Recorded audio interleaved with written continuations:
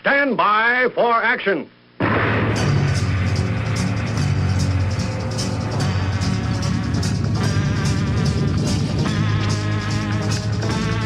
Thank you. My name is Dan Miller. I am the unpleasant blind guy. Now, we all know about the rulers of the left. Everybody talks about them. But what about what I call the court jesters? These are people that appear as singers in various modes of entertainment and in movies and on TV. Now, one of these is an individual called Samantha Bee, who does a show called Full Frontal on quote-unquote Comedy Central. Now, let's be clear, folks, on what this show actually is. It's not entertainment. It's propaganda. And I'm going to give you a good example of how that's true. And I'm calling this show Don't Be. And that comes from the old Romper Room show, which I'm sure that Samantha Bee is too young to remember, being raised, I'm sure, on Sesame Street and alfalfa sprouts. And that's a note for everybody. Now, some of the things that I'm going to say in this program might be considered to be a little bit harsh. But when someone mischaracterizes me or people I respect as anti-Semitic or thisist or thatist or thisophobic or thatophobic, as far as I'm concerned, that makes them my enemy. And yes, it's Christian to love and forgive your enemy. But guys, they're still your enemy. So I'm going to say what I need to say. And before any potential critics say, well, that Romper Room thing, Don't Be, isn't very original, well, then neither is Samantha Bee. Let's remember, guys, she doesn't think this stuff up herself. She's got God knows how many writers that get this stuff ready for her, and she reads this stuff off a teleprompter, just like Blobama. Now, in a program that she did on October the 31st of 2018, she did a segment called We Need to Talk About Anti-Semitism. Here's how it starts. This week has been one of the worst things I've ever seen.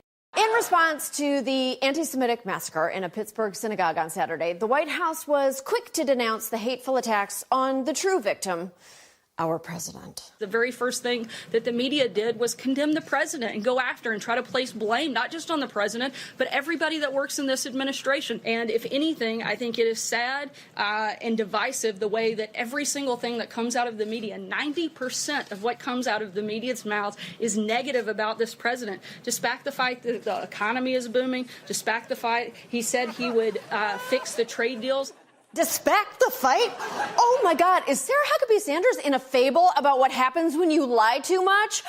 Careful, little Sarah. If you twist the truth, the devil will twist your tongue.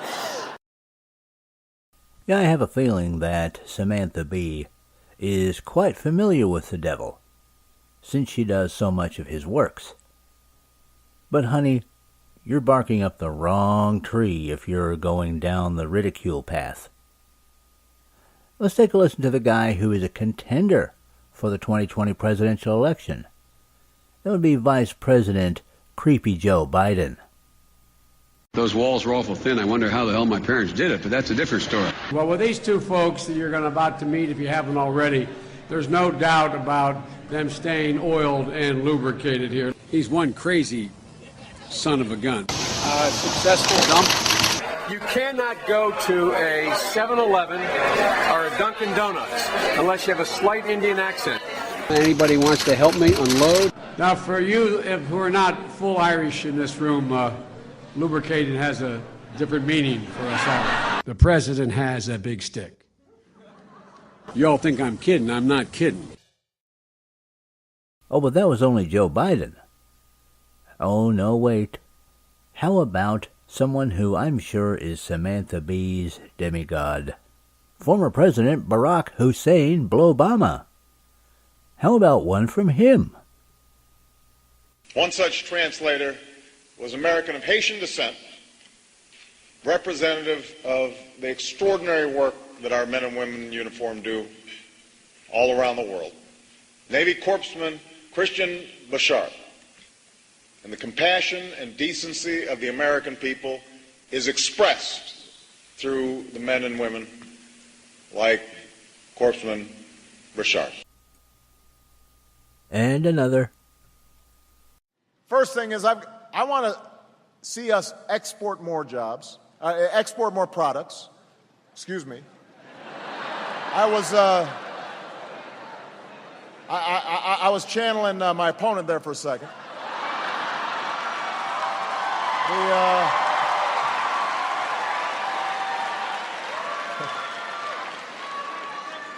I want to see us export more products and outsource fewer jobs.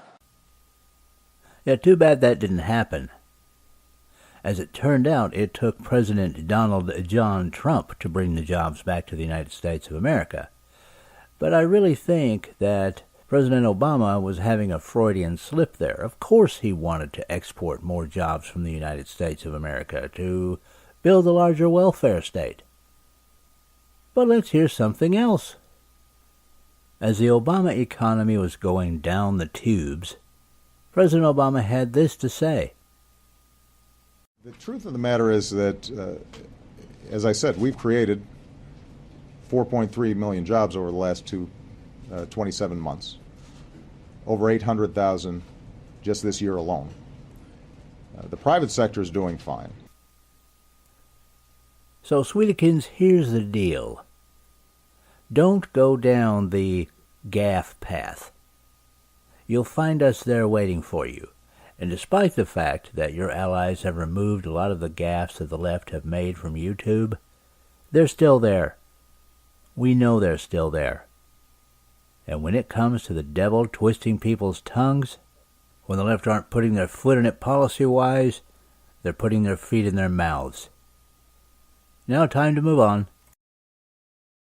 Trump and many other Republicans reacted to the shooting by condemning anti-Semitism. Always nice when we can agree that some hate crimes are bad. But the truth is, the Republican Party tolerates anti-Semitism and benefits from it. Mainstream conservatives would never say anything negative about Jewish people outright, but there are other words they use, like coastal elites, globalists, Hollywood liberals, or John Leibowitz. And currently, the biggest, loudest dog whistle is George Soros. Democrats, George Soros. George Soros. George Soros. George Soros. George Soros. George Soros. Soros. Soros. Soros. Soros. Soros. George Soros. Genuinely radical billionaire George Soros. Whenever you guys hear the phrase dog whistle from somebody on the left, buckle up because you're about to be seriously BS'd. See, this is their way of trying to shape your reality. What you heard and what was just said wasn't that, it was actually this. They need that term dog whistle because they need that to shape you psychologically. Because without it, they've just got the same old tired arguments. So they have to manufacture things, such as hordes of white supremacists, white nationalists under every bed, and oh yeah, anti-Semitists on the right. They're everywhere. Listen to some more. George Soros is genuinely radical? That just makes him sound cool as hell. Hang ten, Joso. George Soros is a billionaire investor and Jewish Holocaust survivor who created a charitable foundation called Open Society. But according to right-wing conspiracy theories, George Soros is a demonic, Nazi, commie supervillain who controls everything from world governments to when people poop. For real. A Campbell's Soup executive actually tweeted Open Society planned the migrant caravan, including where they defecate. Okay, first of all, as the purveyor of chunky sirloin burger soup, you are much more in control of where people defecate. Obviously, this guy doesn't control the world government. He can't even control his own under-eye bags. You can sleep a family in those things. The idea of Soros as puppet master was introduced into America's bloodstream back in 2010 by a dear, dear friend of the show. If you skip past all of the puppets and the strings, if you stop looking at the puppets themselves, you have to see who's behind the puppets. Who is choosing the puppets and the players? Who's the puppet master? George Soros. Who is behind the puppets? Who is the puppet master? Why do girls seem to lose interest in me once they've seen my massive puppet collection? This sleepy old Zadie is not a puppet master. He may be wealthy and influential, but he does not control the government, the weather, or anyone's poops, aside, I hope, from his own. Masterfully done by Samantha Bee. Not only does she get the ridicule in there, but she manages to put in once again the assertion that conservatives just aren't cool enough for ladies. Sorry, honey, that one's old and boring, which is kind of what you're getting to be. And yes, I understand that I am no big attraction either, but in fact I have quite a lot of sexual attractiveness. I have all the sexual attractiveness of a car accident. So trust me, if I criticize somebody else on a level like that, I recognize fully that there ain't no action going on here. So, any allies of Samantha Bee, if you want to come back and say that I'm completely unattractive, come right ahead. It ain't news. Kind of like Full Frontal. Now, as you guys know, I have quite a few problems with Glenn Beck and how he has kind of backslid on some things over the years. But interestingly, they went back a ways to find this stuff about Glenn Beck and George Soros. Fact is, Beck was right on this. This was before he really began going south. And let's talk about influence and George Soros. Now the following is by Caleb Howe of Mediaite, and it's dated September the 2nd, 2018. The headline on this one is Andrew Gillum thanks big out-of-state money. I'm deeply appreciative of Mr. Soros, Mr. Steyer. And this is from a Meet the Press interview the previous Sunday with Chuck Todd. You ran as an unabashed progressive Democrat. You're for Medicare for all. You've talked about getting rid of ICE and some things there. But I'm curious, one of the things, you were supported by two billionaires who came in and helped your campaign, and largely your campaign early on was funded by them, George Soros and Tom Steyer. How do you square sort of a populist, progressive campaign that wants to get big money, you know, among other things, get big money out of politics, get dark money out of politics, and yet it's billionaires that have to prop up your campaign? Well, I'll tell you, I'm obviously deeply appreciative of Mr. Soros as well as Mr. Steyer, both men whom I've known for some time. But the truth is, Chuck, that our campaign was really propped up by a lot of small contributions, including my mother, who was on auto deduct of $20 a month into our campaign. Now, guys, as you see, Gillum does go on to try and cover things up by saying, oh, well, it's really all just about a bunch of small donations. But the fact is still there. The influence is still there. And not only is the influence from George Soros still there, George Soros got a nice big thank you from Gillum. Kind of puts the conspiracy theory accusations into the trash heap where it belongs. But I know some of you out there may be saying, well, that's just one instance. That's no real proof of anything. Well, I direct your attention to an article by David Gels of the New York Times. No, not the New York Post. No, not Breitbart. No, not the Blaze. The New York Times. All the news that's fit to print, if you're a leftist. It's usually more like all the news that's fit to make up. But this one was published on October the 17th, 2017. What's the headline? Uh-oh, George Soros transfers billions to Open Society foundations. Billions, people. I'll read a bit of it. George Soros, the billionaire hedge fund manager and a major Democratic donor, has given $18 billion to his Open Society foundations, one of the largest transfers of wealth ever made by a private donor to a single foundation. The gift, made quietly over the past several years, but disclosed only on Tuesday, has transformed Open Society into the second biggest philanthropic organization in the United States behind the Bill and Melinda Gates Foundation. So there you have it, people. $18 billion. Now that's not chump change. And it's funding everything you can imagine. Again, once you trace it back, in the effort to deconstruct the United States of America, to do things like sow chaos in the streets, and to do other things like, yes, bring in hordes of welfare parasites across our borders illegally.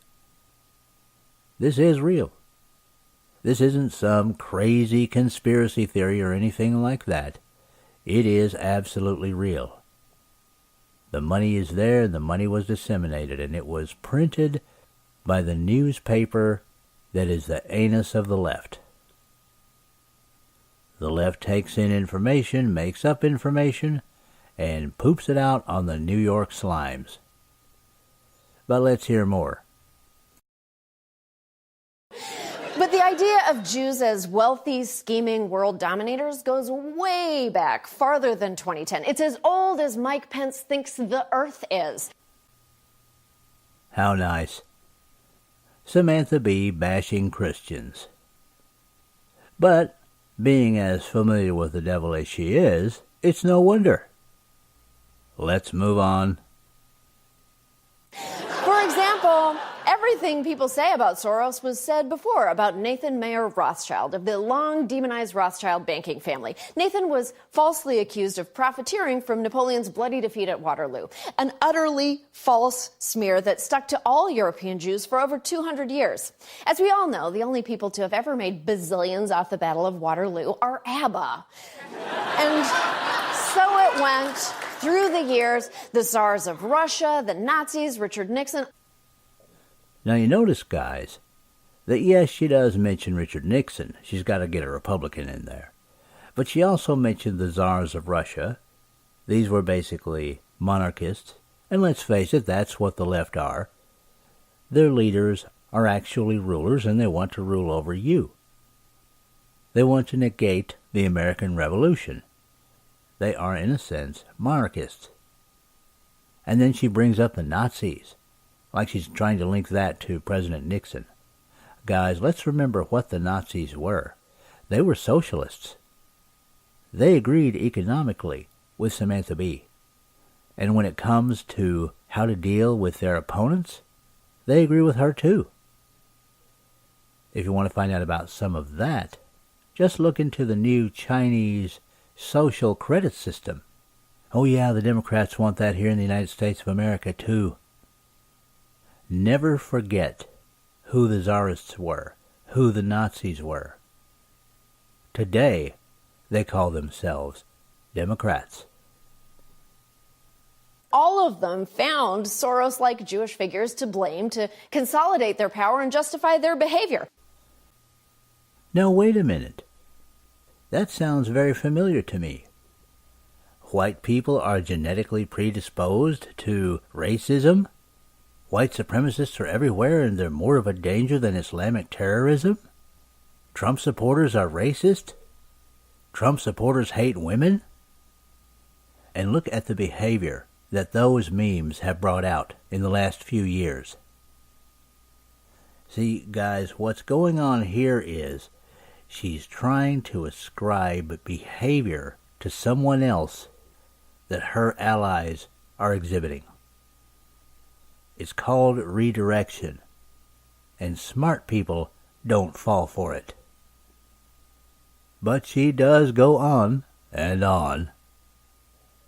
Anti-Semitism isn't unique to the right, but right now it is shockingly mainstream in the Republican Party. Major elected officials drop dark Soros references constantly. First off, do you believe George Soros is behind all of this, paying these people to get you and your colleagues in elevators or wherever they can get in your face? I have heard so many people believe that. I tend to believe it. They're called globalists. They like They like the globe. I like the globe, too. I like the globe, too, but we have to take care of our people. We have to. Globalists. Come on. I can't help but think that the Democrats, perhaps Soros, others may be funding this. And look at the background. George Soros is one of those people that actually helps, back these individuals. Do you think George Soros funded the neo-Nazis who marched in Charlottesville? Wouldn't it be interesting to find out? You know you've got issues when you look at Nazis and go, seems Jewish. No, it's called looking at Nazis and saying, seems leftist. Because that's what they are. Unless you're thinking, hey, maybe this is the harmless kind of ethnic hatred. Remember, a radicalized Trump supporter sent George Soros a bomb last week.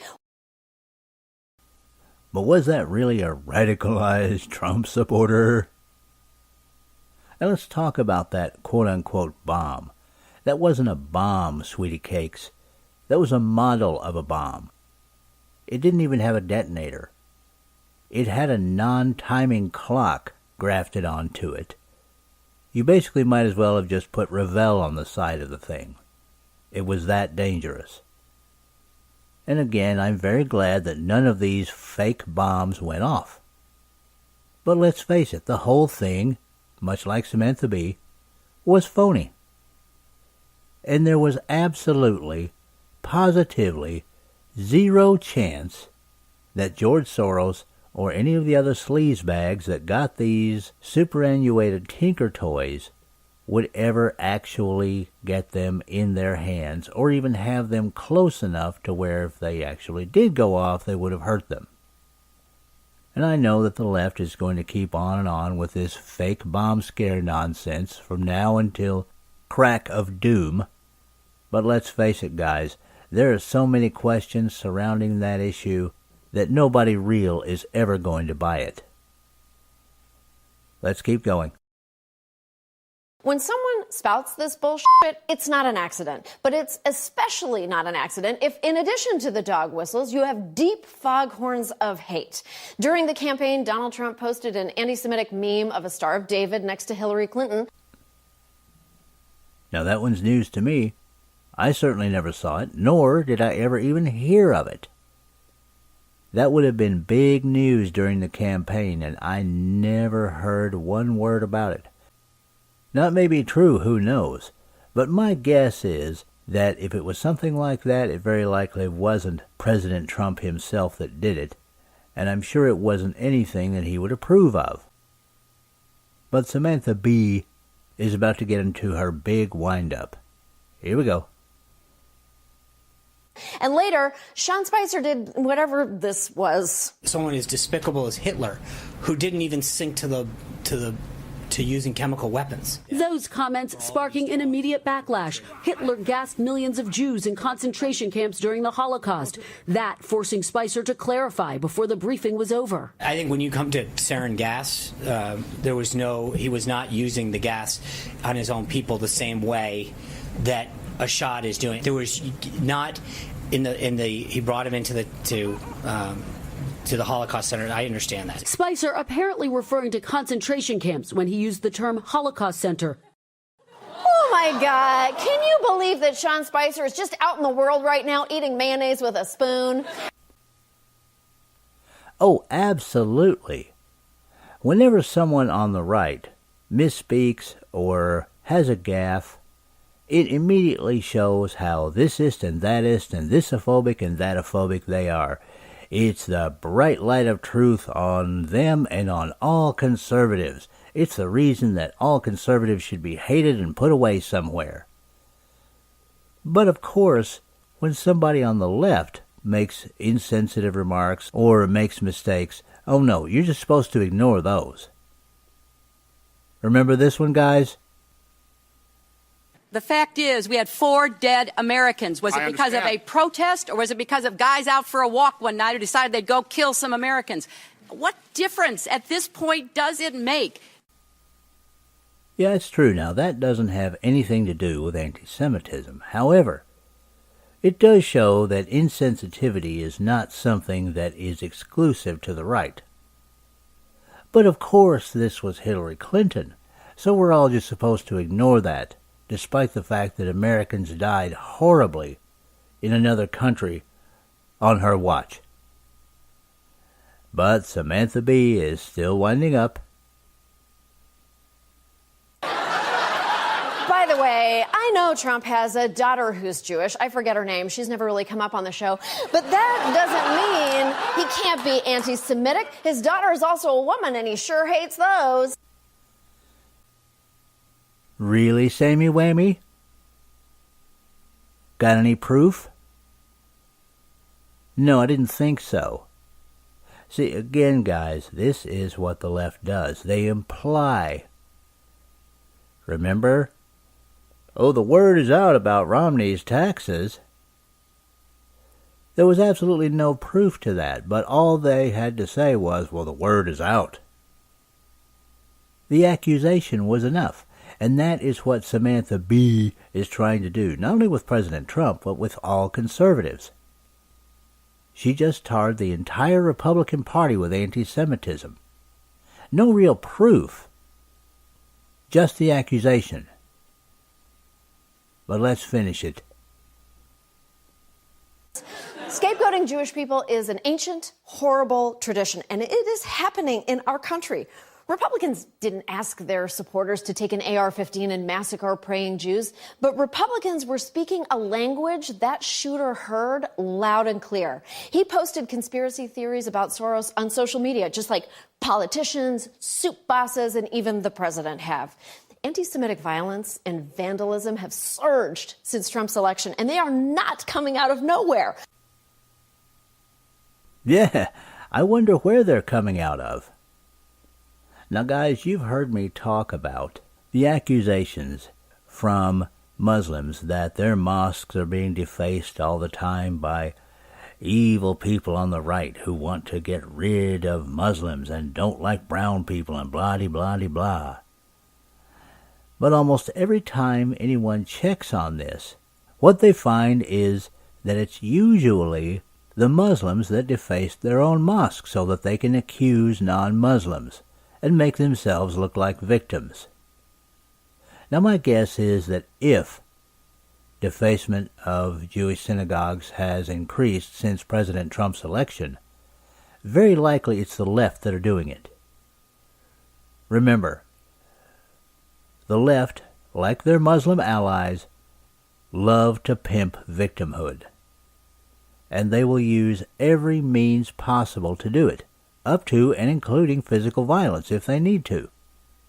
So far, thank God, it's almost all been simple things like vandalism. But as fewer and fewer people buy into the BS of people like Samantha Bee, that situation is going to get worse and worse. And no, it's not going to come from the right, it's going to come from the left. Because psychological manipulation is all they have. They've failed at foreign policy. They've failed at domestic policy. They're wrong on every issue. And this is all they have left. And now for the end. Trump has whipped up a xenophobic mob, and xenophobic mobs don't traditionally make exceptions for Jewish people. Despite the fact that it hurts Republicans' feelings to hear that. Ooh, yuck, yuck. The only quote-unquote mobs that have been operating since 2015 have been on the left. Rioting in the streets, burning things, smashing store windows, assaulting people. But I guess that Samantha Bee, much like people on the left like Hitler, believes in the meme that if you tell a lie often enough, people will accept it as truth. But let's get into some real truth. The fact of the matter is that it was a leftist who killed 11 Jewish people in their synagogue. Someone who hates President Trump, much like Samantha Bee. Just ask yourselves, guys, who is it over the past 15 or more years that has been opposed to Israel protecting themselves? Who is it over about that same time period that has been defending the made-up nation of Palestine?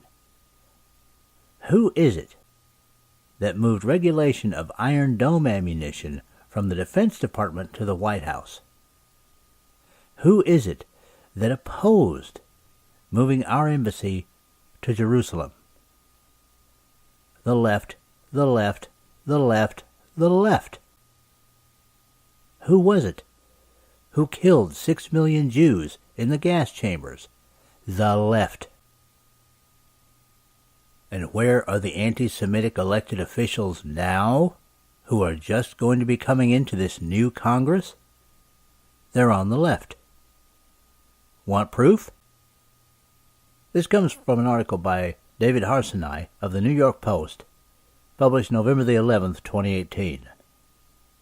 Headline: Here's the anti-Semitism the media doesn't want to mention.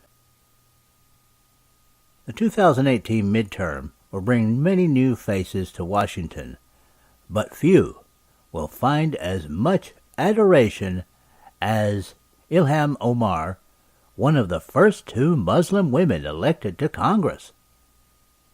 Omar, who will represent Minnesota's 5th Congressional District, is a Somali refugee with a celebrity aura and an uplifting story. And I'll break here to say, guys, if you haven't heard the left fawn over this woman yet, you will, and it will make you sick. Let me continue with the article. What went curiously unmentioned in all the flattering post-election coverage, however, was that Omar, who replaces Keith Ellison, a former acolyte of anti-Semitic minister Louis Farrakhan, also has some exotic notions about the Jewish people. In a 2012 tweet, for instance, the Democrat explained that, quote, Israel has hypnotized the world. May Allah awaken the people and help them see the evil doings of Israel. Hashtag Gaza, hashtag Palestine, hashtag Israel.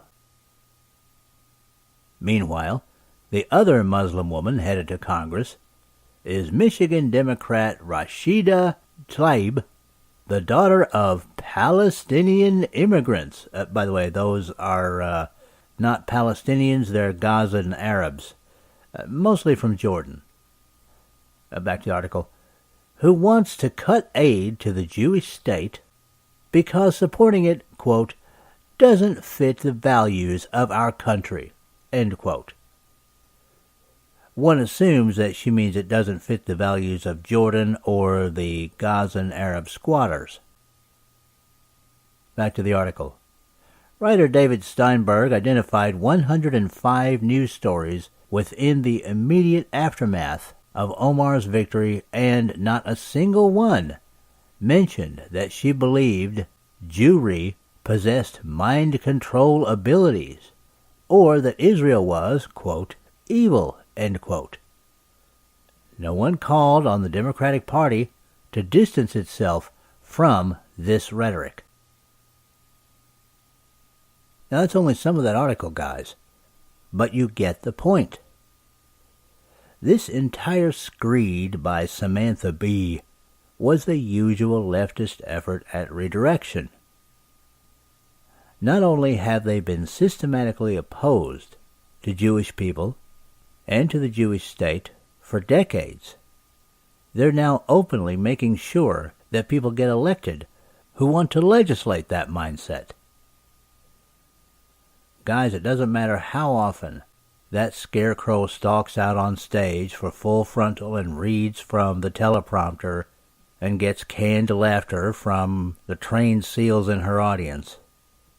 She can't cover up, and no one else can cover up, the massive anti-Semitism that is a part of the left. It isn't in their speech, but it's in their allies, such as the pro-jihad groups that financed so many Muslim candidates in the 2018 midterm election, and more importantly, it's in their actions. Don't listen to what they say. Watch what they do. And by the way, all source articles will be available from UBG Contact on Twitter. I'm also available as Dave Milner on Facebook, the Tea Party Community in MeWe, and Amagador on Trumptown and Gab. And now it's time for the Awesome American segment. I haven't done one of these in a while, so a brief explanation. These are stories, usually about individuals, but not necessarily, where people around our nation are doing charitable or patriotic things. And here's an example of that. This story was updated November the 12th, 2018, with the headline, Oklahoma School Receives Donations Support After Barn Fire. And this comes from KTEN-TV Channel 10, Ada, Oklahoma. Cashin, Oklahoma, AP. An Oklahoma school's superintendent says students have received, quote, overwhelming, end quote, support after a weekend fire destroyed a barn and killed livestock. Cashin School Superintendent Sammy Jackson said Monday the pledges to replace property and animals destroyed in Saturday's fire have come from as far away as Georgia. Jackson says 3 show hogs, a sheep, and a goat have already been replaced. He says the school district is, quote, humbled by the support, end quote. Jackson says the district suspended donations after its insurer tentatively agreed to replace all school and personal property destroyed by fire. Firefighters extinguished the blaze in about 10 minutes, but the animals died of smoke inhalation. Jackson says the fire was caused by an electrical problem. Cashin is about 25 miles northwest of Oklahoma City. Cashin Schools, FFA, used the barn. And for those of you who don't know what the FFA is, that's the Future Farmers of America, an organization that, in rural schools at least, still gets some respect, as it is their due. The contributors who rushed to help after this barn fire, quite honestly for me, hearkened back to the way things were when the United States of America was mostly an agrarian nation. It shows neighbor helping neighbor, the very example of being awesome Americans. And it shows something else. The left's rulers can put their scarecrows on stage, reading writer-supplied material from teleprompters, and making fun of the rest of us all they want. But we, the real people of the United States of America, not only know the truth, but are prepared to help each other out when it's needed. And that is it for this time, people. I appreciate each and every one of you. Thank you for listening, and may your God go with you. Goodbye. The Unpleasant Blind Guy is copyright 2018. Anno Domini.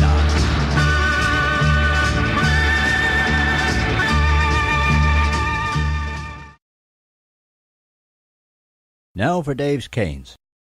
Extras that help you navigate the new media world. Conservative media done right. You're listening to the SHR Media Network. Hey, this is Michael Wright. And I'm Shannon Wright. Join us for The Right Way with Shannon and Mike, Monday through Thursday from 7 to 9 a.m. right here on SHR Media. Why are they joining us?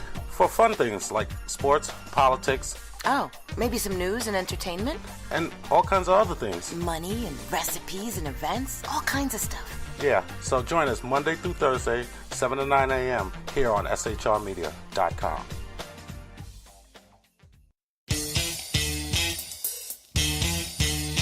From a public locker inside a dilapidated Long Island rail station comes a show designed to piss off liberals using truth, facts, and ridicule.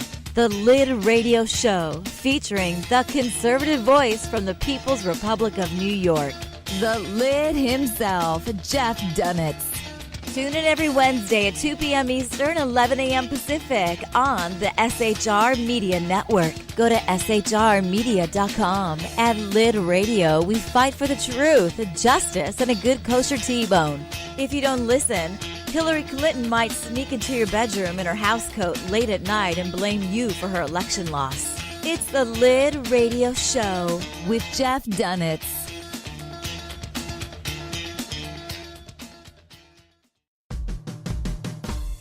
It's your business diva here, Melanie Collette.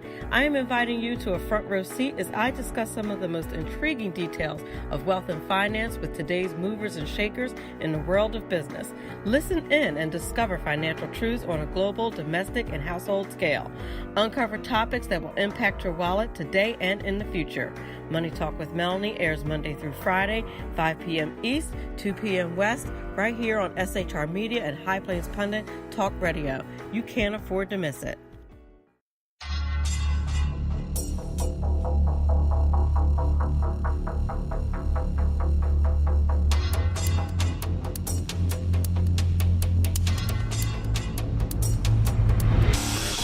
The new show on the SHR Media Network, Sackheads Against Tyranny.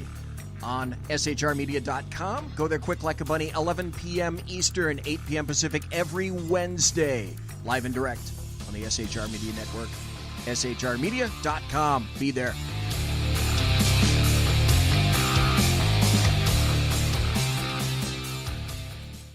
I'm Dave Milner. I bring 50 years of news analysis experience to you weekly through SHR Media, High Plains Pundit Talk Radio, and the Western Free Radio Network on The Unpleasant Blind Guy. And catch me on Jeff Mitchell's English Defense League Radio on blogtalkradio.com. There's no surrender, ever. Because truth is not always pleasant, like the truth that Arizona Senator John McCain is still dead, and yes, as a senator, he did suck. Broadcasting behind enemy lines in occupied California, a mere 2 miles from the state capitol, the bloviating Zeppelin's Berserk Bobcat Saloon Radio Show can be heard every Tuesday and Thursday night at 8 p.m. Pacific and 11 p.m. Eastern, only on the SHR Media Network. Go to shrmedia.com to listen. You can also watch on the SHR Media Facebook page and the SHR Media YouTube channel. No goldfish were abused in the making of this ad.